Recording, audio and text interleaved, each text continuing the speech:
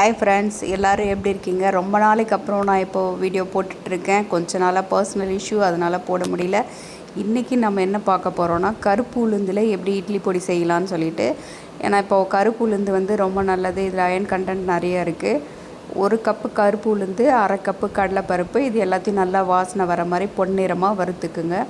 இதோட வந்து உடச்ச கடலை 1/2 கப்பு, எந்த கப்பில் நீங்கள் உளுந்து எடுக்கிறீங்களோ அதில் 1/2 கப்பு வந்து கடலைப்பருப்பு, 1/2 கப்பு உடச்ச கடலை எடுத்துக்கோங்க. 1/2 டீஸ்பூன் சீரகம், கொஞ்சமாக மிளகு, இதை போட்டு நல்லா வறுத்துருங்க.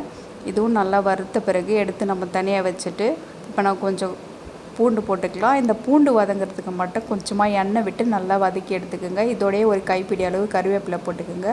கருவேப்பிலையில் ஏ விட்டமின் இருக்குது, இது ரொம்ப நல்லது. இது எல்லாத்தையும் வறுத்துட்டு கடாயை ஆஃப் பண்ணிவிடுங்க. அந்த சூட்லேயே இந்த மிளகாயை போட்டு நம்ம வறுத்தோம்னா போதும். ஏன்னா நம்ம தீ வச்சிட்டோம்னா வாசனை வந்து வேறு மாதிரி ஆகிடும். போட்டுட்டு தேவையான அளவு உப்பு, பெருங்காயம் போட்டு நம்ம அரைச்சி எடுத்துட்டோன்னா சூப்பரான கருப்பு உளுந்து இட்லி பொடி ரெடிங்க. இதை தோசை, இட்லி எல்லாத்துக்கும் நம்ம வச்சு சாப்பிடலாம். நம்ம வீட்டிலேயே செய்கிறதுனால ரொம்ப நல்லாவும் இருக்கும், எந்த ப்ரிசர்வேட்டிவும் இருக்காது.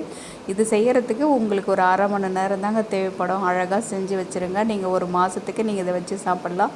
இது மாதிரி தோசை மேலே போட்டு நல்லெண்ணெய்யோ இல்லை நெய்யோ விட்டு சாப்பிட்டிங்கன்னா சூப்பராக இருக்குங்க. தேங்க்ஸ் ஃபார் வாட்சிங்.